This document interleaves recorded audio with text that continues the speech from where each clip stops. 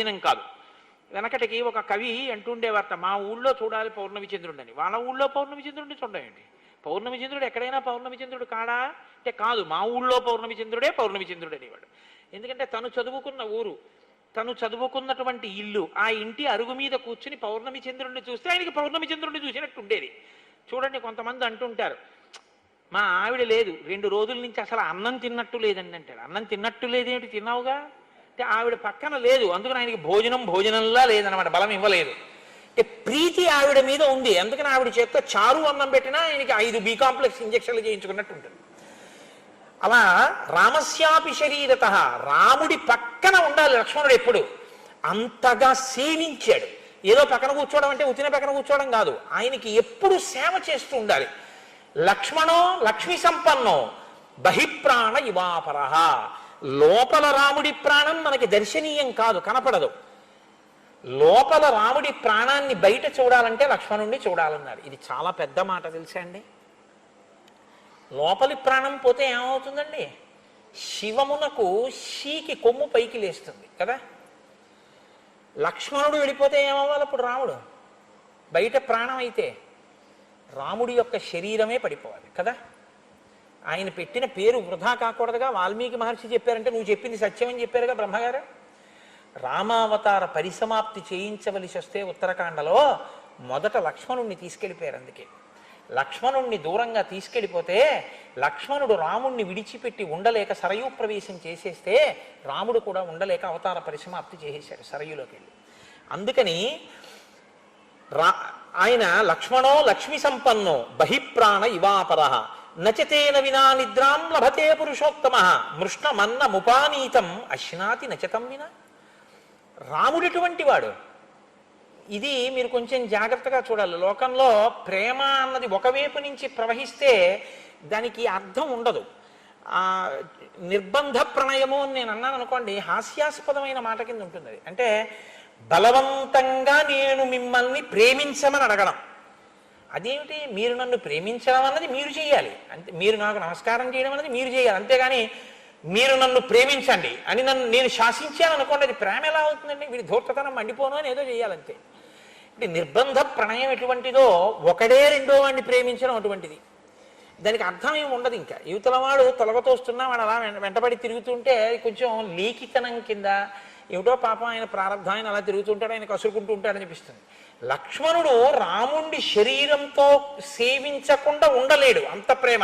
మరి రాముడుట నచతేన వినా నిద్రాం, పక్కన లక్ష్మణుడు లేకపోతే రాముడికి నిద్ర పట్టదుట.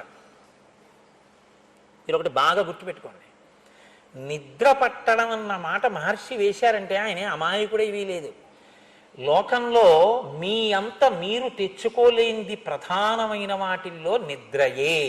ఎందుకో తెలుసా అండి, అన్నం తినాలంటే ఏదో నేను చేత్తో నోట్లో పెట్టుకుంటే ఏదో ఇష్టం ఉన్నా లేకపోయినా ఏదో మరి ఏం చేస్తాం, ప్రారంభం ఇదే దొరికింది ఇవ్వాలని చెప్పి ఇష్టం ఉన్నా లేకపోయినా తినేసి మంచినీళ్ళు తాగేస్తే కడుపు నిండుతుంది. నిద్రపోతాను 10 గంటల 10 నిమిషాలకు నేను నిద్రించుచున్నాను అని పడుకున్నాను అన్నమాట, పట్టద్దు. అది రావాలని ఏంటి, మీరు పడుకోవడం కాదు, అది మిమ్మల్ని ఆవహించాలి కదా. పడుకోవడం అంటే మీరు ఏం చేస్తారండి, నిద్రపోవడం అంటే మిమ్మల్ని అది ఆవహించడానికి ప్రతిబంధకములు ఏవి ఉంటాయో ఆ ప్రతిబంధకములను తొలగించి ఏర్పాటు చేసుకుంటారు. దోమ కుడితే నిద్ర పట్టదు, దోమలు కుట్టకుండా ఆలౌట్ పెట్టుకుంటారు. గాలి లేకపోతే నిద్ర పట్టదు, ఏసీ వేసుకుంటారు.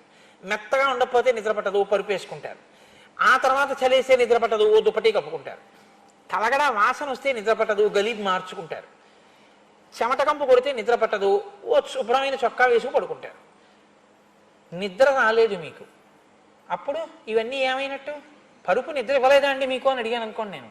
ఇటు పరుపు నిద్ర ఇవ్వడం ఏమిటి అని అడగరా? నిద్ర ఎందుకు రాదు అంటే భౌతిక ఉపకరణముల వలన కాదు నిద్ర వచ్చేది, మనస్సు ప్రశాంతంగా ఉంటే నిద్ర వస్తుంది. మీరు బాగా గుర్తుపెట్టుకోండి. అన్నీ ఉన్నా ఏదో మనస్సు అశాంతిగా ఉండి ఎలా ఉన్నారో ఏమిటో అది ఇది బెంగగా ఉందనుకోండి, రాత్రి 10 గంటలకి ఆర్ఏసీ ఏదో వెయిటింగ్ లిస్ట్ నెంబర్ 1 ఖచ్చితంగా కన్ఫర్మ్ అయిపోతుందండి అన్నారు. తీరా మీరు మీ అబ్బాయిని రాత్రి 9:30కి తీసుకెళ్ళి, నాన్నగారండి ఎలాగో రిజర్వేషన్ దొరుకుతుంది కదండి, ఎండన పడి వాడు పనులన్నీ చేసుకొచ్చి తల పగిలిపోతుంది నాన్నగారండి, రేపు ఆఫీస్కి వెళ్ళి బోల్డంత పని చేయాలి, రిజర్వేషన్ ఉంది కాబట్టి ఎక్కి పడుకుంటానండి అని వెళ్ళాడు. కన్ఫర్మ్ అవ్వలేదు. జనరల్ కంపార్ట్మెంట్ ఎక్కించారు. వాడు డోర్ దగ్గర నించున్నాడు. పొద్దున్న ఆఫీస్కి వెళ్ళిపోవాలి, ఒంటి కాలు మీద నించున్నాడు. మీరు ఇంటికి వచ్చారు, ఏది మీరు నిద్రపోండి నేను చూస్తాను. మీరెందుకు పడుకోరు? వాడు పడుకోపోతే మీ మనస్సు అని ఎందుంది. వాడు నిద్రపోలేదు, వాడు ఒంటి కాలు మీద నించున్నాడు తలపోటుతో. ఎలా నిద్రపడుతుంది? లేస్తారు, అటు తిరుగుతారు, ఇటు తిరుగుతారు. పిల్లాడు ఎలా ఉన్నాడో ఏమిటో సెల్కి చేస్తారు. అదేమో కవర్డ్ ఏరియాలో లేదంటూ ఉంటుంది. ఏమిటో పిల్లాడు ఎలా ఉన్నాడో, పాపం తలపోటున్నాడు, ఎండలో తిరిగాడు, పాపం ఏమిటో నిద్రపోతానన్నాడు, రేపు ఆఫీస్కి వెళ్ళాలి, ఎలా ఉన్నాడు, అదే ధ్యాస తప్ప అటు దొల్లుతారు, ఇటు దొల్లుతారు. పక్కనున్నాడు ఏమిటంటే అలా దొల్లుతారు. ఏంటి పడుకోరు ఏంటంటే పడుకోని నిద్ర పట్టట్లేదు లేవే అంటారు, విసుక్కుంటారు. తెల్లవారుతుంది 3ంటికో 4ంటికో అప్పుడు నిద్రపడుతుంది. తెల్లారి వాడు ఫోన్ చేసి అంటాడు, నాన్నగారండి మీకు తెలుసున్న టీటీఈ గారు ఒక ఆయన కనపడి ఏసీలో ఆయన భర్తీ ఇచ్చారండి, దాని మీద పడుకుని నిద్రపోయానంటే మీ కళ్ళు ఎర్రబడతాయి కదా. మీకు ఎందుకు నిద్ర పట్టలేదు? మీ మనసుకి శాంతి లేదు. రాముడికి ఎందుకు నిద్ర పట్టదు? లక్ష్మణుడు లేకపోతే, లక్ష్మణుడు పక్కన లేకపోతే శాంతి లేదు. ఎంత గొప్ప శ్లోకాలండి నిజంగా. అంటే ఇప్పుడు రాముడి మనసులో లక్ష్మణుడు ఉన్నాడు, లక్ష్మణుడికి రాముడు ఉన్నాడు. లక్ష్మణుడు సేవించకుండా ఉండలేడు, లక్ష్మణుడి సేవలు అందుకోకుండా రాముడు ఉండలేడు. ఇది వాళ్ళిద్దరిది. అందుకే రామ లక్ష్మణులు అంటాం కానీ రాముడి వెనక భరతుడు పుట్టిన రామభరతులు అనం. ఎప్పుడూ పక్కనే ఉంటాడు. భరత శత్రుఘ్నులు కొన్ని మూర్తులు మీకు కనపడరు, కానీ లక్ష్మణుడు మాత్రం ఎప్పుడూ పక్కనే ఉంటాడు. ఆఖరికి కృష్ణకర్ణామృతంలో లీలాశకుడు ఒక ఆశ్చర్యమైనటువంటి, సరే ఇప్పుడు మళ్ళీ అవన్నీ పట్టుకుంటే ఏమయ్యాను కాబట్టి, సర్వప్రియకరస్తస్య రామస్యాపి శరీరతః లక్ష్మణో లక్ష్మి సంపన్నో బహిప్రాణ ఇవాపరః నచతేన వినా నిద్రాం లభతే పురుషోత్తమః మృష్ణమన్నముపానీతం అశ్నాతి నచితం వినా. అన్నం అక్కడ మధుర పదార్థాలతో ఉన్నప్పటికీ రాముడికి సహించదుట. ఎందుకు సహించదు? లక్ష్మణుడు పక్కన లేడు. లక్ష్మణుడు ఉంటే సంతోషంగా తినేస్తాడు ఏదైనా సరే, పరుపున్నా నిద్రపోడు, ఎందుకని లక్ష్మణుడు పక్కన లేడు. ఇది రాముడి మనసులో లక్ష్మణుడి స్థానం. లక్ష్మణుడి మనసులో రాముడి స్థానం అన్నయ్యతో కలిసి తినేయడం కాదు, అన్నయ్య తింటుంటే చూసి తను తినడం, అన్నయ్యకి పెట్టి తాను తినడం. అన్నయ్య పడుకోవడానికి పక్క వేసి దుప్పటి వేసి అన్నయ్య పడుకుని సంతోషంగా పడుకుంటుంటే మెల్లిమెల్లిగా ఇలా రెప్పలు పడిపోతున్న అన్నయ్య కంటి సౌందర్యాన్ని చూసి కాళ్ళు పడుతూ అన్నయ్య కళ్ళు రెప్పలు ఇలా పడి మెల్లగా నిద్రలోకి జారుకున్న తర్వాత అమ్మయ్య అన్నయ్య నిద్రపోయే వరకు కాళ్ళు పట్టానన్న తృప్తితో నిద్రపోవడం. ఇది వాళ్ళిద్దరు. ఎవరు? ఒక తల్లి బిడ్డలు కారు. వాళ్ళ మధ్య ఏర్పడిన అనుబంధం అది. అంటే ఇద్దరి యొక్క ప్రేమ ఎంత గొప్పదో అన్నదమ్ములంటే చూపిస్తున్నారు. మనం రామాయణం చూస్తే రామాయణ శ్లోకం చెప్పుకోవడం కాదు, పెంచి కష్టపడి పెద్ద చేసి ఉద్యోగం వేయించి వృద్ధిలోకి తెచ్చి స్నాతకం చేసి పెళ్లి చేసినటువంటి అన్నగారు ఊళ్ళోకి వచ్చి ఉన్నాడు అని తెలిసిన తమ్ముడు ఆయనకి అన్నం పెట్టేవాళ్ళు లేక కాదు, పిలిచేవాళ్ళు లేక కాదు, అన్నగారు ఊళ్ళోకి వచ్చారని తెలిసి అన్నగారి వల్ల నేను ఇవాళ ఇంత వృద్ధిలోకి వచ్చానని తెలిసి అన్న పేరు చెప్పుకుని నేను కొన్ని పనులు చేయించుకుంటున్నానని తెలిసి అన్నని ఇంటికి భోజనానికి కూడా రమ్మని పిలవని ద్రోహులైన తమ్ముళ్ళు ఉన్నారు. అన్నగారు పెద్దవాడైపోతే కంటి ఆపరేషన్ చేయించుకోవడానికి పల్లెటూరు నుంచి పట్నం వచ్చి కంటి ఆపరేషన్ చేయించుకుంటానరా, పొద్దున్నే వస్తాను, ఒక్కసారి ఆపరేషన్ చేయించుకున్న తర్వాత ఒక 2 గంటలు ఉంటాలట, నీ ఇంటికి వచ్చి ఉండి 1 గంటకు వెళ్ళిపోతాను అంటే, అన్నయ్య నేను ఆ రోజు ఇంట్లో ఉండనని చెప్పే తమ్ముళ్ళు ఉన్నారు. సిగ్గుపడమని వచ్చింది రామాయణం. ఒక జన్మకి ఒక తల్లి కడుపున పుట్టేటటువంటి బిడ్డలు, అన్నదమ్ములు, అక్క చెల్లెళ్ళు అన్న ప్రేమ ఆ జన్మకి వాళ్ళే. రాముడు అంటాడు, దేశే దేశే కలత్వాని దేశే దేశే చ బాంధవాహ. భార్య, బంధువులు, స్నేహితులు ఎక్కడైనా దొరుకుతారు. ఒక కడుపున పుట్టడం అనేటటువంటిది ఆ జన్మకి అదే.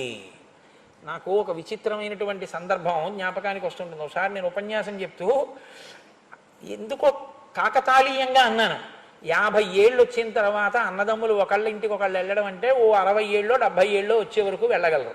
ఏడాదికి మహా విడితే ఓ 10 రోజులు వెళ్తాడు. ఇంకో 50 ఏళ్ల తర్వాత 70 ఏళ్ల వరకు బతుకుతాడు అనుకుంటే ఇవాళ ఉన్న రోజుల్లో 20 ఏళ్లలో 20 × 10 = 200 రోజులు వెళ్తాడు. 200 రోజుల్లో వెళ్ళినా అక్కడ రాత్రి నిద్రపోతాడు కాబట్టి అతను ఇతను కలుసుకుని ఉండేటటువంటిది పగళ్లే కాబట్టి 100 రోజులు. ఇక ఆ 100 రోజుల్లో ఆయన ఆఫీస్కి ఆయన, ఈయన పనుల మీద ఈయన, వాళ్ళ పిల్లలతో ఆయన, ఈయన గొడవలో ఈయన పోను, ఇద్దరూ కలిసి కూర్చుని అన్నం తినడం, ఇద్దరూ కలిసి కూర్చుని మాట్లాడుకోవడం, అందులో ఏ పదోవంతో ఉంటుంది.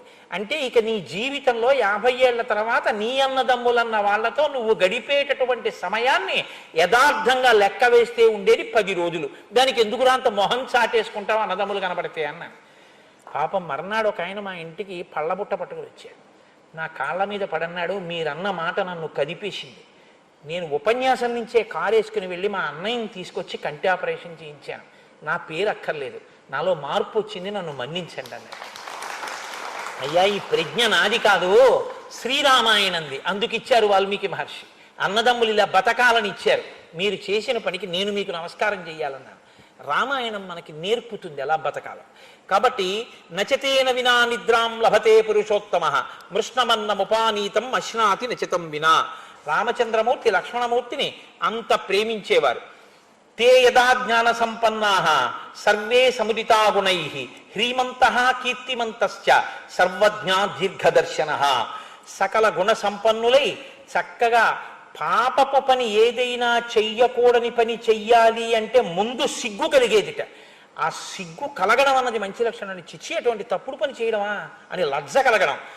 చక్కటి కీర్తి కలిగినటువంటి వాళ్ళు, అన్నీ తెలుసున్న వాళ్ళు, దూరదృష్టి కలిగినటువంటి వాళ్ళు.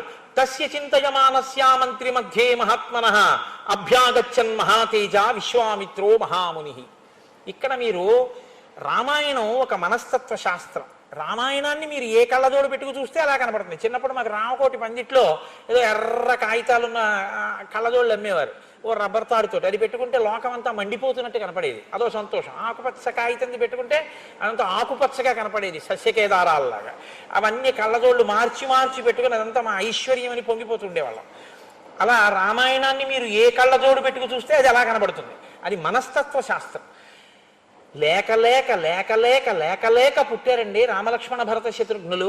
అందున ఇంతటి గుణములు కలిగినటువంటి పిల్లలు. మరి తండ్రికి వాళ్ళ మీద అపారమైనటువంటి ప్రేమ ఉండదా అంటే ఉండదండి.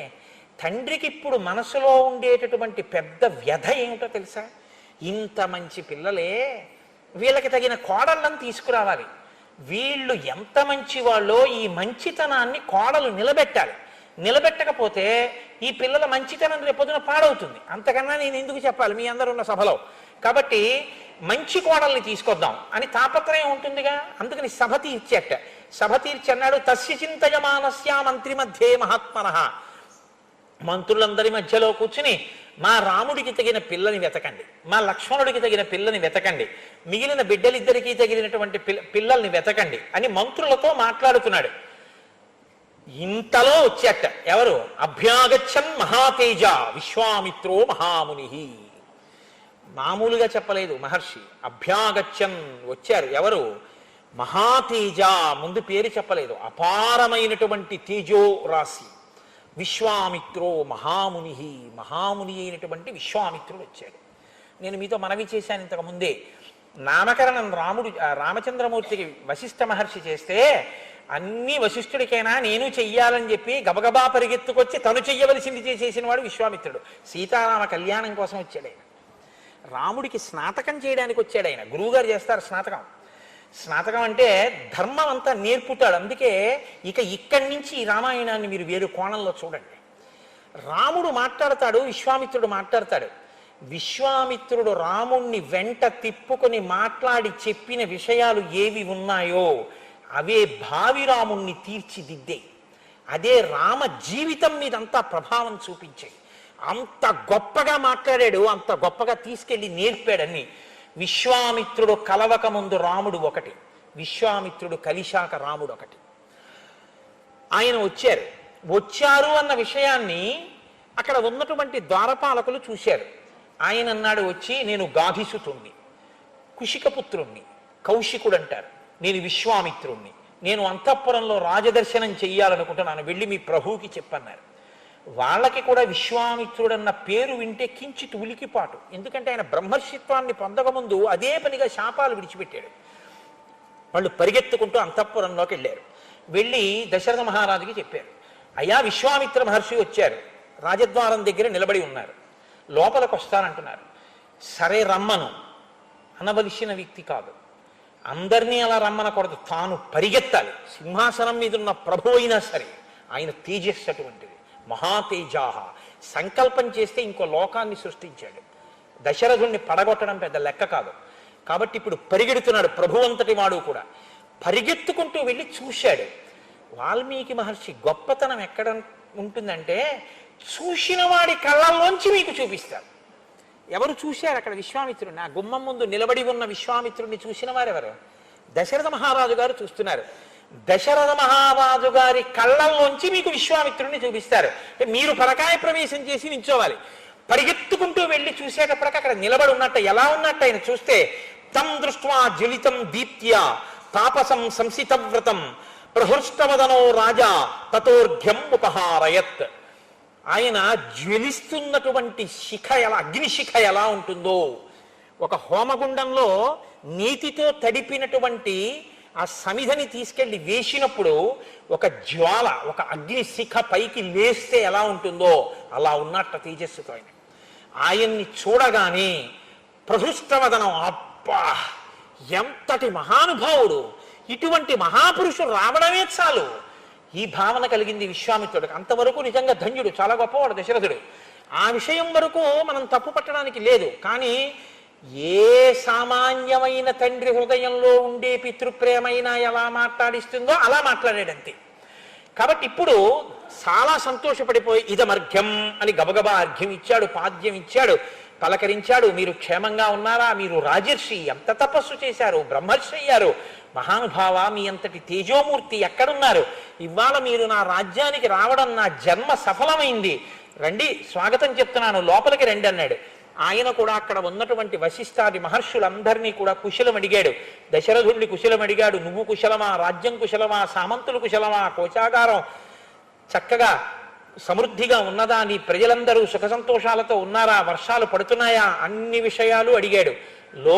లోకము యొక్క క్షేమము, దశరథుని యొక్క క్షేమము రెండూ అడిగాడు. అడిగి లోపలకు వచ్చాడు. ఉచితమైనటువంటి ఆసనం మీద కూర్చున్నాడు. కూర్చున్న తరువాత దశరథ మహారాజు గారు ఇక్కడే కొద్దిగా తొందరపాటు ప్రదర్శించారు. ఎందుచేత ఈ తొందరపాటు వచ్చింది అంటే, లోపల కించిత్ భయం ఉంది, పైకి చాలా భక్తి ఉంది. వచ్చినవాడు బ్రహ్మర్షి తెలుసు, కానీ ఇతపూర్వం అనేక పర్యాయములు శాపవాక్కు విడిచినవాడు. ప్రత్యేకించి అసలు విశ్వామిత్రుడి జీవితంలో కోపం అంతా వశిష్ఠుడి మీద. తనకి వశిష్ఠుడు కులగురువు, యాగం చేయిస్తే బిడ్డలు పుట్టారు. ఇప్పుడు హఠాత్తుగా వచ్చాడు. ఏమంటాడో అని భయం. కాబట్టి లేదా ఆయన యందు ఉన్నటువంటి అపారమైన భక్తి, ఆ స్వరూపాన్ని చూడగానే ఆయన అడిగిన తరువాత మనం చేస్తామన్నామా, మనమే చేసేస్తామంటే గొడవ వదిలిపోతుందిగా. మీకేం కావాలి చేసేస్తాను అనే ముందు పెద్దల దగ్గరికి వెళ్ళి అలా అన్న తర్వాత వాళ్ళు అడిగింది మనం చెయ్యలేకపోతే వాళ్ళు ఏమంటారు అన్నది ఆలోచించుకుని ఉంటే మాట్లాడేటప్పుడు జాగ్రత్తగా మాట్లాడతారు. ఇది చాలా గమ్మత్తుగా ఉంటుంది. మాట అన్నది చాలా విచిత్రంగా ఉంటుంది. నాతో కొంతమంది అప్పుడప్పుడు ఓ మాట అంటుంటారు, కోటేశ్వరారు మీ ఉపన్యాసానికి రాలేకపోయాను ఏమనుకోకండి అంటుంటారు. మా అమ్మాయి పెళ్ళా, అదేమన్నా నా ఉపన్యాసానికి రాకపోతే నేనెందుకు అనుకోవడం? నేనేమనుకోను, మీ పని మీది. మీరు వస్తే సంతోషించను, మీరు రాలేకపోతే విచారపడను. రావాలంటే రామానుగ్రహం ఉండాలి, మానేయాలంటే రావణానుగ్రహం ఉండాలి కదా. దానికి నేనెందుకు బాధపడ్డాం? మాటలు గమ్మత్తుగా ఉంటాయి. మనం ఏదో ఒకటి చెప్పబోయి ఇంకొకటి చెప్పేస్తూ ఉంటాం, తొట్టుపడిపోతాయి. కానీ ఆ మాట ఎంత దూరం వెళ్ళిపోతుందో, అది ఎంత ప్రమాదం తెచ్చేస్తుందో మనకి శ్రీరామాయణం చూపిస్తుంది. కాబట్టి చూడండి, ఇప్పుడు ఆయన అన్నాడు, కంచతే పరమం కామం కరోమికి మహర్షిత పాత్రభూతోసి మే బ్రహ్మన్ దిష్ట్యా ప్రాప్తోసి కౌశిక. ఇక్కడ అన్న మాట గొప్పది, కానీ ఆ మాటే వచ్చి చుట్టుకుంది దశరథ మహారాజు గారు. పాత్రత ఉన్నవాడివి నా ఇంటికి వచ్చావు, ఇప్పుడు నీకు ఏమైనా ఇస్తే నేను ధన్యుణ్ణి. ఎంత అదృష్టమయ్యా ఇవాళ నాది, నువ్వు వచ్చావు, నీకేం కావాలి చెప్పు, నేను ఇచ్చేస్తాను అంటే. పుచ్చుకునేవాడు ఉంటాడు, పుచ్చుకోనివాడు ఉంటాడు. పుచ్చుకోనివాడు ఒకటి మీ దగ్గర పుచ్చుకున్నాడు అనుకోండి, ఇప్పుడు మీ జన్మ ధన్యమైందని గుర్తు. శంకర భగవత్పాదులు వెళ్ళి ఒక ఎండు ఉసిరిక పుచ్చుకున్నారు. ఎవరు ధన్యులయ్యారు? ఆయన ధన్యుడయ్యారా? లేకపోతే ఆ బ్రాహ్మణికి ఐశ్వర్యం వచ్చిందా? ఊరక రారు మహాత్ములు వా రథముల ఇండ్ల కడకు వచ్చుటలెల్లం కారణము మంగళములకు మీరొచ్చుట శుభము మాకు నిజము మహాత్మా అంటారు భాగవతంలో. ఈశ్వరుడు ఎప్పుడైనా జ్ఞాపకం పెట్టుకోండి, అనుగ్రహించాలనుకునే ముందు చాలా గొప్ప కోరిక ఏదైనా వాళ్ళకి తీర్చాలి అనుకుంటే తన ఎందు విపరీతమైన భక్తి ప్రపత్తులు ఉన్నవాడు అనవసరంగా ఎప్పుడూ ఎవరి దగ్గరికి వెళ్ళి ఏది చెయ్యి చాపి యాచించని వాణ్ణి మీ దగ్గరికి వచ్చి మీరు పెట్టింది తిని మీ దగ్గర మంచినీళ్లు తాగి మీ దగ్గర ఏదో ఉపకారాన్ని పొందక తప్పనిసరి పరిస్థితుల్లో పొందేటట్టుగా చేస్తాడు. ఎందుకు చేస్తాడో తెలుసా అండి? అనుకోకుండా వస్తాడు ఆయన. వచ్చి చాలా దాహంగా ఉందయ్యా కాసిన మంచినీళ్ళు ఇవ్వండి అంటాడు. మీరు ఆయనకి మంచినీళ్ళు ఇచ్చిన దానికి ఈశ్వరుడు పొంగిపోతాడు. నన్ను నమ్ముకున్న వాడికి ఇంట మంచినీళ్లు దొరికాయి అంతే 7 తరాల ఐశ్వర్యం ఇస్తాడు. ఏదో ఇవ్వాలంటే ఈశ్వరుడు తాను పుచ్చుకోవడం కాదు, తనని నమ్ముకున్న మహాభక్తుణ్ణి పంపిస్తాడు. అది పాత్రత. ఆ చేతిలో పడిందనుకోండి మీ ద్రవ్యం, మీ సంపత్తి ఏదో ఆయన ఉపయోగానికి పనికొచ్చింది. ఓ గ్లాసుడు మంచినీళ్లు మీ ఇంట్లో ఆయన తాగారు. ఓ రోజు వచ్చి ఆయన మీ ఇంటి అరుగు మీద కూర్చున్నారు. ఆయన మీ ఇంట్లో ఉండి అబ్బా చాలా సంతోషంగా ఉందండి అన్నారు. అంతే. ఇప్పుడు ఎవరు సంతోషిస్తారో తెలుసా అండి? మీరు యజ్ఞం చేస్తే సంతోషిస్తాడో లేదో తెలియదు, కానీ దీనికి మాత్రం ఈశ్వరుడు పరమ ప్రీతి చెందేస్తాడు. ఇది పాత్రత. ఇది అక్కడ పెట్టింది 1000 రూపాయలే, ఇక్కడ పెట్టింది 1000 రూపాయలే ఉండొచ్చు. అక్కడ పెట్టింది అంటే నా ఉద్దేశం ఎవరినో ఉద్దేశించి నేను ఈ మాట అంటలేదు. కానీ ఒక శంకర భగవత్పాదుల చేతిలోకి ఒక ఎండు ఉసిరికాయ పడ్డానికి ఇంకొకళ్ళకి 10,000 రూపాయలు ఇవ్వడానికి తేడా లేదండి. చాలా తేడా ఉంటుంది రెండింటికి. పాత్రత చెయ్యటువంటిది. అది ఎప్పుడు ఇలా చాపి ఎరగని చెయ్యి, అది పుచ్చుకోదలాగా, దానికి అలవాట్లేదు, అది ఇలా చాపది అరగదు. ఇది అటువంటి చెయ్యి పుచ్చుకోవలసి వచ్చింది. ఈశ్వరుడు ఆ పరిస్థితిని సృష్టించాడు. పుచ్చుకుంటే తప్ప నడవని స్థితి ఆయనకి. అందుకుని పుచ్చుకున్నాడు. గ్లాసుడు మంచినీళ్ళు పుచ్చుకున్నాడు. పుచ్చుకోకపోతే ఆయన ప్రాణం పోతుంది. తాగాడు. మంచినీళ్లు మీ ఇంట్లో తాగాడు. ఈశ్వరుడు మీకు 7 తరాలకి సరిపోయే ఐశ్వర్యం ఇచ్చేస్తాడు. మీరు ఆయననే తిరస్కరించారు. మంచినీళ్ళ మజ్జిగ వెళ్ళమనన్నారు. ఉత్తర క్షణంలో ఐశ్వర్యం భ్రష్టమైపోతుంది. జ్ఞాపకం పెట్టుకోండి. వ్యతిరేక్త ఫలితం కూడా అలాగే ఉంటుంది. మహాత్ముల మనసు సంతోషించిన అంతే, మహాత్ముల మనసు ఖేదపడిన అంతే. కాబట్టి ఇప్పుడు అంటున్నాడు, ఈ ఖేదపడుతుందేమో అన్న కోణాన్ని విస్మరించాడు. నీ వంటి పాత్రత కలిగిన వాడు నా ఇంటికి వచ్చాడు, నా భాగ్యం కదూ, ఏమిమ్మంటావు చెప్పు, నేను ఇచ్చేస్తానంటున్నాడు. పాత్రభూతోసి మే బ్రహ్మన్ దిష్ట్వా ప్రాప్తోసి కౌశిక ఆద్యమే సఫలం జన్మం జీవితం చ సుజీవితం. చాలా పెద్ద మాట అండి రామాయణంలో. అద్యమే సఫలం జన్మం, నా జన్మ సఫలమైపోయింది. ఈ శరీరంతో ఉన్నందుకు ఇవాళ నేను ఒక భాగ్యాన్ని పొందాను. నిన్ను చూశాను, నువ్వు మా ఇంటికి వచ్చావు, ఇప్పుడు నువ్వు ఏదో అడుగుతావు, నేను ఇచ్చేస్తాను. చాలు. ఈ శరీరంతో ఉన్నందుకు ఈ చేత్తో నేను ఇస్తున్నాను అని ఇవ్వగలుగుతున్నాను. ఇంకింతకన్నా నాకేం కావాలి? నా జన్మ సఫలమైపోయింది. నేను ఇప్పుడు ఇంట్లో లేను, క్షేత్రంలో ఉన్నాను. ఎందుకో తెలుసా? నువ్వు ఎక్కడికి వచ్చావో అక్కడికి నీ తపశక్తి వల్ల నీ క్షేత్రం అవుతుంది. కాబట్టి నా ఇల్లు క్షేత్రమైంది నీ వల్ల. మహానుభావ, నా అదృష్టం, నీకేం కావాలి చెప్పు, నేను ఇచ్చేస్తానన్నాడు. ఏమైనా మాట్లాడుతున్నాడా విశ్వామిత్రుడు? ఇది ఇద్దరికీ తేడా. చెప్పని అని వింటున్నాడు. బాగా అననిచ్చాడు, అన్నీ విని అన్నాడు, అవునులే, ఇక్ష్వాకు వంశంలో పుట్టావు, సత్యధర్మములను అనుష్ఠించావు, ధర్మాత్ముడవని 3 లోకములలో ఖ్యాతి గణించావు, వశిష్ఠుడికి శిష్యుడివి, వశిష్ఠుడి దగ్గర పాఠాలు నేర్చుకున్నావు. ఇప్పుడు గురువు గారికి కూడా పడింది. ఎందుకంటే ఇప్పుడు కాదన్నాడు అనుకోండి, ఆ గురువు గారి పేరు పోతుంది. ఇదా నువ్వు నేర్పింది? ఇస్తాను అని అడగకుండా ఇస్తానని అడిగిన తర్వాత నేను ఇవ్వనంటే చెప్పిన గురువు గారు ఏమైపోతారు? ఇవ్వను అని దశరథుడు అంటే గురువు గారు జోక్యం చేసుకోవాలి వశిష్ఠుడు. ఇది విశ్వామిత్రుడు మాట్లాడితే అలా ఉంటుంది. ఎంత గొప్పగా నేను అదే మీతో మనవి చేసింది. వాక్ అంటే ఎలా ఉంటుందో రామాయణం చెప్తుంది. అందుకే జిహ్వాగ్రే వర్తతే లక్ష్మి, జిహ్వాగ్రే మిత్రబాంధవాహ, జిహ్వాగ్రే బంధనం ప్రాప్తి, జిహ్వాగ్రే మరణం ధ్రువం. అనకూడని మాట ఒక్కటి గబాల నోటి వెంట అనేసి కారాగారాలకు పోతుంటారు. అనకూడని మాట ఒక్కటనేసి మరణం తెచ్చేసుకుంటారు. అనకూడని మాట ఒక్కటనేసి ఐశ్వర్యాన్ని పోగొట్టేసుకుంటారు. అనకూడని మాట ఒక్కటనేసి ఎంత ఉపద్రవమో తెచ్చుకుంటారు. అనవలసిన మాట ఒక్కటని మిత్రులందరినీ సంపాదించుకుంటారు. నాలుక అంత గొప్పదండి. అందుకు కదా శ్రీరామ నీనామం ఎంత రుచిరా, ఎంత రుచి ఎంత రుచి ఎంత రుచిరా, పాలు పంచదారుల కన్నా పెరుగు తేనెల కన్నా శ్రీరామ నీనామం ఎంత రుచిరా అంటాం. ఏమిటండి ఆ మాటకు అర్థం? ఏమైనా అర్థం ఉందా? పాలు నాలుగు మీద వేసుకుంటే రుచి తెలుస్తుంది, పెరుగు తెలుస్తుంది, తేనె తెలుస్తుంది, పంచదార తెలుస్తుంది. రామనామం కాగితం మీద రాసిన నాలుగు మీద ఏంటి? ఇటు రుచి ఏమిటి దానికి? కాదు. రుచి అంటే ఏమిటో తెలుసా అండి? నాలుకతో చూసేటటువంటి అనుభవ జ్ఞానం కాదు. రామా, ఈ నాలుకతో తిన్న పాలు, నాలుకతో తిన్న పెరుగు, నాలుకతో తిన్న పళ్ళు ఈ శరీరంలో సప్తధాతువులయ్యాయి. చర్మము, రక్తము, కొవ్వు, మాంసము, అస్థి, శుక్ల, మేధ. ఈ నాలుకతో అన్న రామ ఇంకా మళ్ళీ శరీరంలోకి రాకుండా చేసింది. ఇది దీని శక్తి. కాబట్టి రామ, శ్రీరామ నీనామం ఎంత రుచిరా, దీని శక్తి తెలుసుకున్నాను రా రామా అని చెప్పడం దాని భావం తప్ప. అంతేగాని అరటిపళ్ళులా తీయగా ఉంటుందా అండి, పాలల్లా కమ్మగా ఉంటుందా అండి, ఇది ఇలా ఎందుకు రాశారండి అని అడగకూడదు. అది అనుభవంలోకి తెచ్చుకోవాలి. రసేంద్రియము అంటే నీకు పదార్థముల రుచి చెప్పడం కాదు, రసోవై సహా ఈశ్వరనామం పలకడంలో ఉన్న ఆనందాన్ని కూడా చెప్పాలి. అమ్మయ్యా, ఇవాళ ఎంత సంతోషంగా చెప్పుకున్నానండి శ్రీరామాష్టోత్తరం అని చెప్పుకున్నది అష్టోత్తరం. అంతేగాని విశ్వం విష్ణుహో అదొకటే వినపడుతుంది విష్ణు సహస్రంలో. ఆ తర్వాత ఇంకా వనమాలి గదీశాంగి వినపడుతుంది. ఎవడి కోసం ఆ చదువు? ఎందుకది? ఎవడడిగాడు నేను చదవమని? మానేయి. శ్రీరామ రామ రామేతి రమే రామే మనోరమే అను. నీకు టైం లేకపోతే అందుకని ఎందుకు వచ్చిన దిక్కుమాల పరిగెత్తడాలు?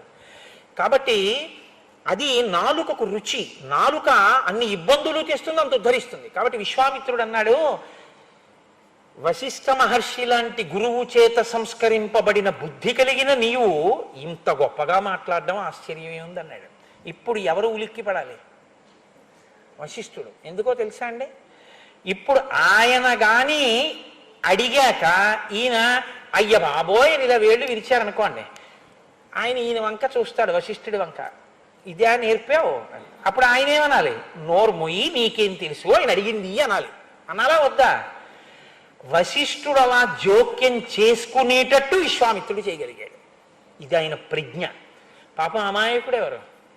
పుత్రవ్యామోహంతో తొందరపడిపోయి మాట్లాడేస్తున్నాను మహా అడిగితే ఏం అడుగుతాడు? ఏదో గుడి కడుతున్నానంటాడు, గోపురం కడుతున్నానంటాడు, అంతే కదా అనుకున్నాడు దశరథ మహారాజు. ఆయన అన్నాడు, ఏమీ లేదయా, నీ దగ్గరికి రావడానికి ఒక చిన్న కారణం ఉంది, దానికోసం వచ్చాను. అహం నియమమాతిష్టే సిద్ధ్యర్థం పురుషర్షభ తస్య విఘ్న కరౌ దౌతు రాక్షసౌ కామరూపిణవు. నేను సిద్ధి కొరకు ఒక యాగం చేస్తున్నాను. ఆ సిద్ధి కొరకు యాగం చేస్తున్నప్పుడు ఇద్దరు రాక్షసులు కామరూపంలో వస్తున్నారు. వాళ్ళు రూపం మార్చుకుని వస్తున్నారు, విఘ్నం కల్పిస్తున్నారు. దానివల్ల యజ్ఞం పూర్తవట్లేదు. ఎన్ని మాటలు యజ్ఞం చేసినా విఘ్నం వస్తోంది. అందుకని నేను మళ్ళీ లేచిపోవలసి వస్తోంది. అయితే అలా ఎందుకు లేచిపోతున్నావు? నువ్వు బ్రహ్మర్షివి కదా, నువ్వు ఒక్క సంకల్పం చేసి శాపం విడిచిపెడితే వాళ్ళు చచ్చిపోతారుగా. నువ్వు పూర్తి చేసుకోగలవుగా యాగం అంటే.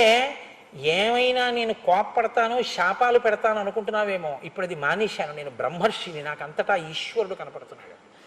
అందుకని ఆయన అన్నాడు, నచమే క్రోధముత్సృష్టం బుద్ధిర్భవతి పార్థివ తథా భూతాహి సాచర్య నశాపస్తత్ర ముచ్యతే. నేను కోపంతో శాపం విడిచిపెట్టకూడదు ఆ యజ్ఞంలో, అందుకని నేను శపించట్లేదు. అందుకని వాళ్ళు ఏం చేస్తున్నారంటే యజ్ఞభంగం చేసేస్తున్నారు. అందుకని ఇప్పుడు ఆ వచ్చినటువంటి వాళ్ళు యజ్ఞభంగం చేసే సమయంలో ఆ ఇద్దరిని చంపడానికి మీ అబ్బాయిని నాతో పంపించండి. స్వపుత్రం రాజశార్దూల రామం సత్యపరాక్రమం. నీ కొడుకున్నాడే రాముడు, సత్యపరాక్రముడు, చాలా తేజోవంతుడు. కాకపక్షధరం శూరం జ్యేష్టం మే దాతుమర్హసి. అదిగో ఆ జులపాల జుత్తుతో ఉన్న రాముడు ఉన్నాడే, గొప్ప అందగాడు, వాడిని నాతో పంపించు, వాడిని తీసుకెళ్తాను, వాడు చంపుతాడు ఆ ఇద్దరు రాక్షసుని అని. రామస్య రాజ్యశార్దూల నపర్యాప్తౌ మహాత్మన నచ పుత్రకృత స్నేహం కర్తుం అర్హసి పార్థివ. ఇప్పుడు దశరథుడు ఏం ఆలోచిస్తాడో కూడా పరకాయ ప్రవేశం చేసి విశ్వామిత్రుడు చెప్పేస్తున్నాడు. అమ్మో, మా అబ్బాయిని పంపించడమా అండి అనకు. అనద్దంటున్నానో తెలుసా? నీకేం తెలుసో తెలుసా? నీ కొడుకన్న విషయం ఒకటే తెలుసు తప్ప ఆయనెవరో నాకు తెలుసు. నేను పంపించమంటున్నాను, నువ్వు పంపించేసేయి. నువ్వేమడిగితే అది ఇస్తానన్నావు, నేను అడిగాను, ఇచ్చేసేయి. తప్ప పుత్రుడి మీద స్నేహంతో, ఆయన మీద ప్రీతితో అయ్య బాబోయ్ ఇస్తే ఏమైపోతుందో అని ఇవ్వడం మాత్రం మానకు. అహంతే ప్రతిజానామి హతౌ తౌ విద్ధి రాక్షసౌ. నీకు నేను ప్రతిజ్ఞ చేసి చెప్తున్నాను, రాముణ్ణి నాతో పంపు, రాక్షసులు మరణించినట్టు అని చెప్పాడు. అంటే ఏమిటి? రాముడు క్షేమంగా ఉంటాడనే కదా. నువ్వు దేనికి భయపడాలి? రాముడికి ఏమైనా అవుతుందేమో అని. రాక్షసులు మరణిస్తారు, నేను ప్రతిజ్ఞ చేస్తున్నానన్నాడు బ్రహ్మర్షి. విశ్వాసం అంటే, శ్రద్ధ అంటే, భక్తి అంటే ఏమిటండి? ఎదురుగుండా వచ్చి అర్ఘ్యం ఇవ్వడం, పాద్యం ఇవ్వడం కాదు, ఆయన చెప్పిన దాని మీద నమ్మకం ఉంచడం కదా. ఇప్పుడు చెప్పాడుగా, ప్రతిజ్ఞ చేసి చెప్తున్నానన్నాడుగా. పైగా ఇంకొక మాట చెప్పాడు, నువ్వు ఇంకా అనుమానపడుతున్నావేమో రాముణ్ణి పంపడానికి. అహం వేద్మి మహాత్మానం రామం సత్యపరాక్రమం వశిష్ఠోపి మహాతేజ ఏచేవే తపసి స్థితాః. రాముడెవరో నీకు తెలియదు. తెలియక నువ్వేమనుకుంటున్నావంటే, పిల్లాడు నా కొడుకు, వాడేమిటి, రాక్షసుల్ని చంపడం ఏమిటి, పంపడం ఏమిటి, బాబోయ్ అటు దిచయితే అని అమంగళాన్ని ఆలోచిస్తుంది. ఇది ఎందుకు ఆలోచిస్తుందని విశ్వామిత్రుడు చెప్పగలిగాడో తెలుసా అండి? నేను అందుకే మీతో మనవి చేశా, రామాయణం మనస్తత్వ శాస్త్రము అని. మీకు ప్రీతి ఎక్కువ అయిపోతే అమంగళాన్ని అది భయపడుతుంది. బాగా గుర్తుపెట్టుకోండి. నా కొడుకు మీద నాకు విపరీతమైన ప్రీతి అనుకోండి, 8ంటికి రావలసిన వాడు 8:45 అయిపోయినా రాలేదనుకోండి, వీడిని సైకిల్ స్పీడ్గా తొక్కద్రా, బ్రేకులు సరిచేయించుకోరా అంటే ఆ బ్రేకులు సరిచేయించుకోడు, స్పీడ్గా తొక్కుకొచ్చేస్తాడు. ఈ మధ్యన ఇక్కడేమో పెద్ద గొయ్యి తవ్వారు, అది కప్పట్లేదు, వీడు అటువైపు నుంచే వస్తాడు, ఏమైందో ఏమో అంటాడు. ఆ గోతులో పడిపోయాడో, కింద పడిపోయాడో, కాళ్ళు విరిగిపోయాయో, చేతులు విరిగిపోయాయో, హాస్పిటల్కి తీసుకెళ్లారో అనలేడు. మనసు అంగీకరించక ఏమైందో ఏమో అంటాడు. అంతేగాని మాస్టర్ బహుశా 9 వరకు కూడా లెక్కలు నేర్పుతున్నాడు, ఉత్సాహంగా నా కొడుకు వింటుంటాడు అంటాడేంటి? అతి ప్రీతి అమంగళాన్ని ఊహించి భయపడుతుంది. కాబట్టి ఇది కనిపెట్టాడు. లేక పుట్టిన పిల్లలు కదండి, బెంగ పెట్టుకుని పంపిస్తే ఏమైనా అయిపోతాడు అనుకుంటున్నావేమో, అలా బెంగ పెట్టుకోకు. అహం వేద్మి మహాత్మానం రామం సత్యపరాక్రమం. రాముడు సత్యపరాక్రముడయ్యా, రాముడు ఎవరో నాకు తెలుసు. నువ్వు అలా అంటున్నావు కానీ నువ్వు అనుకున్నది నిజమని ఎలా అనుకుంటాను అంటావేమో. వశిష్ఠోపి మహాతేజాయేచే మే తపసి స్థితాః. నాకెంత తెలుసో వశిష్ఠుడికి అంత తెలుసు. అడుగు, నీ కొడుకేనో లేకపోతే ఇంకేమన్నానేమో రాముడు అడుగు, చెప్పేస్తాడు వశిష్ఠుడు. ఆయన విష్ణు అన్న విషయం మాకు తెలుసు, నీకు తెలియదు, వచ్చిన గొడవ. కాబట్టి వశిష్ఠుడికి తెలుసు. పోనీ నేను చెప్తే నమ్మ, వశిష్ఠుడు చెప్తాడు నమ్ముతావా? ఇక్కడున్న తాపసులు చెప్తారు నమ్ముతావా? మేమందరం చెప్తున్నాం, నీ కొడుకు కేవలం నీకు నీ కొడుకులా కనపడుతున్నాడు. నీ కొడుకు కాకుండా ఆయన ఇంకోటి, ఆయన సత్యపరాక్రమం, ఆయన పరాక్రమానికి అడ్డు లేదు, పంపవయ్యా. ఎదితే ధర్మలాభంచ యశస్య పరమం భువి స్థితం ఇచ్చసి రాజేంద్ర రామం మే దాతుమర్హసి. నువ్వు రాముణ్ణి నాతో పంపావా, భూమి మీద ధర్మం నిలబడుతుంది, ఆయనకి అపారమైనటువంటి కీర్తి కలుగుతుంది. రాముడు ఎన్నిటిని పొందుతాడో నాతో వచ్చిన తర్వాత నువ్వు చూద్దువు గనివి, పంపించు. ఇది యనుజ్ఞాః కాకుత్స దదతే తవ మంత్రిణః వశిష్ఠ ప్రముఖాః సర్వే తతో రామం విసర్జయ. నీ చెప్పానని పంపించద్దు, వశిష్ఠుడిని అడుగు, నాతో పంపించచ్చో పంపించకూడదో. విశ్వామిత్రుడితో పంపించడానికి అడ్డేమిటండి అని నీకు అనిపిస్తే అప్పుడు పంపించు. నీ మంత్రుల్ని కూడా అడుగు, వాళ్ళు కూడా పంపమంటేనే పంపించు. పోనీ నా ఎదురుగుండా మాట్లాడడానికి భయమా, పక్కకి తీసుకెళ్ళి అడుగు కులగురువుని, పంపించమంటే పంపించు, లేకపోతే వద్దు. ఇన్ని చెప్తున్నాడు. ఎవరు అడగకుండా ఇచ్చేస్తానన్నాడో వాడు ఇచ్చే స్థితిలో లేదు తీరా అడిగాక అని విశ్వామిత్రుడు కనిపెట్టాడు. ఇన్ని చెప్తున్నాడు పంపించమని, ఇప్పుడు నిలబడగలడా మాట మీద?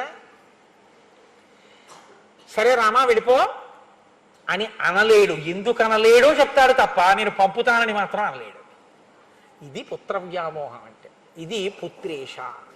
దశరథుడు మాత్రం ఎలా అతీతుడండి, లేక బిడ్డల్ని కన్నవాడు, అందున ధర్మాత్ముడు సుగుణాభిరాముడు, ఏమని పంపిస్తాడు పిల్లాన్ని?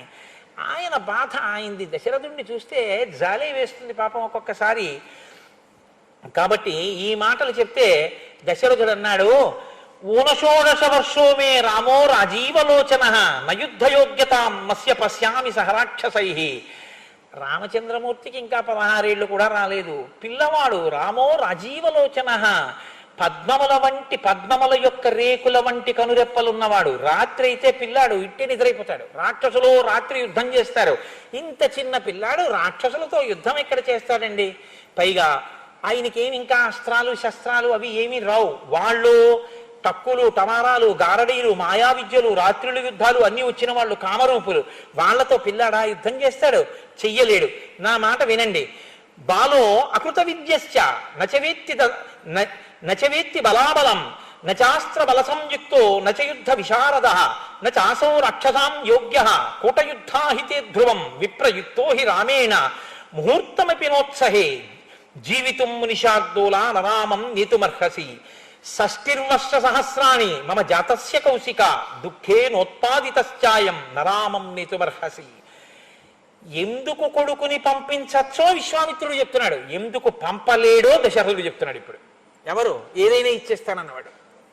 ఆయన అంటున్నాడు, మీరు దయతలచండి, పిల్లాడు ఏం తెలీదు, యుద్ధానికి వస్తే ఏమైనా అయిపోతాడు, రాక్షసులతో యుద్ధం వాడి వల్ల కాదు, బొత్తిగా 16 ఏళ్ళు కూడా లేవు.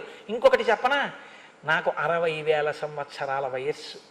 అక్కడ చెప్పుకుంటున్నాడు షష్టిర్వర్ష సహస్రాణి, 60,000 సంవత్సరాల వయస్సు వచ్చాక ఇక పిల్లలు పుట్టరు అనుకుంటున్నప్పుడు పుట్టాడు సుగుణాభిరాముడు. అటువంటి కొడుకుని విడిచిపెట్టి ముహూర్త కాలం కూడా నేను బతకలేను, వాడిని చూడకుండా ఉండలేను, అందుకని నా దగ్గర నుంచి వాడిని తీసుకెళ్ళిపోకండి అన్నాడు. అంటే మీకు ఏ అనుమానం వచ్చి ఉంటుందో, కొంతమందికి నాకు తెలిసి 60,000 సంవత్సరాలు బ్రతకడం ఏమిటండి అని అనుకోవచ్చు. యుగాల్లో ఒక్కొక్క యుగంలో ఆయు ప్రమాణం ఒక్కొక్కలా ఉంటుంది. త్రేతాయుగంలో ఆయు ప్రమాణం 1000 సంవత్సరాల మీది, అందుకని 60,000 సంవత్సరాలు దశరథుడు ఉన్నాడు. తస్య తద్వచనం శ్రుత్వా విశ్వామిత్రోభ్యభాషత పౌలస్య వంశ ప్రభో రావణో నామ రక్షత. అడిగాడు పైగా, ఎవరితో యుద్ధం చెయ్యాలి? చిన్న పిల్లాడు, వాణ్ణి పంపమని అడుగుతున్నావు, ఎవరితో యుద్ధం చెయ్యాలో అసలు నాకు చెప్పు అన్నాడు. పౌలస్య వంశ ప్రభవో రావణో నామ రక్షత స బ్రాహ్మణా దత్తవర త్రైలోక్యం బాధతే భృశం మహాబలో మహావీర్యో రాక్షసై బహుభిర్వృత శ్రూయతే హి మహావీర్యో రావణో రాక్షసాధిప సాక్షాత్ వైశ్రవణ భ్రాత పుత్రో విశ్రవసో మునే యదా స్వయం న యజ్ఞస్య విఘ్నకర్తా మహాబల తేన సంచోదితౌ ద్వౌతు రాక్షసౌ సుమహాబలౌ మారీచత్య సుబాహుశ్చ యజ్ఞ విఘ్నం కరిష్యతః. రావణాసురుడు అనేటటువంటి 10 తలలు కలిగినటువంటి ఒక రాక్షసుడు చతుర్ముఖ బ్రహ్మగారి గురించి తపస్సు చేసి యక్ష కిన్నెర గంధర్వ కింపురుషాది అనేక జాతుల చేత మరణం పొందకుండా వరాన్ని పొంది ఆ వరముల చేత విశేషమైనటువంటి పరాక్రమం వీర్యం ఉద్ధతి కలిగినటువంటి వాడై లోకాల్ని బాధిస్తూ మహర్షులు యజ్ఞములు చేసుకోకుండా ఇబ్బంది పెడుతున్నాడు. అటువంటి వాడు ఇవాళ తానే స్వయంగా వచ్చి నా యజ్ఞాన్ని విధ్వంసం చెయ్యకపోయినా మారీచుడు సుబాహుడు అనేటటువంటి 2 రాక్షసుల్ని తన పనుపున పంపి నా యజ్ఞాన్ని భంగం చేస్తున్నాడు, వాళ్ళని చంపడం కోసం రాముణ్ణి తీసుకెడుతున్నానన్నాడు. ఉన్నవాడు ఉన్నట్టు ఇంకా కింద పడిపోయాడు దశరథుడు. అసలు నేను వస్తానన్నాను, ఇప్పటిదాకా నా సైన్యంతో వస్తానన్నాను, నేను యుద్ధం చేస్తానన్నాను, నేను కూడా రానన్నాడు. నా వల్ల కాదు. రావణాసురుడి పనుపున వచ్చినటువంటి రాక్షసులతో యుద్ధమా? నా వల్ల అవుతుందా? ఈ సైన్యం నిలబడుతుందా? నేను నా సైన్యమే నిలబడవు, ఇక రాముడు నిలబడతాడా? ఇక మీరు అడగవద్దు, నేను ఇవ్వను, నేను పంపనన్నాడు. చెప్పానుగా విశ్వామిత్రుడు మాట అంటే ఎలా ఉంటుందో. ఇప్పుడు వశిష్ఠుడు అన్నాడు, ఆయనకి కోపం వస్తే విశ్వామిత్రుడంటే సామాన్యుడేం కాదు, మహానుభావుడు ఆయన, గాయత్రీ మంత్ర ద్రష్ట. భూమి అంతా కదిలిపోయిందిట, 33 కోట్ల మంది దేవతలు భయపడ్డారు ఆయన ఏ వాక్కు విడిచిపెడతాడోనని. అప్పుడు వశిష్ఠుడు అన్నాడు, ఇక్ష్వాకూణాం కులే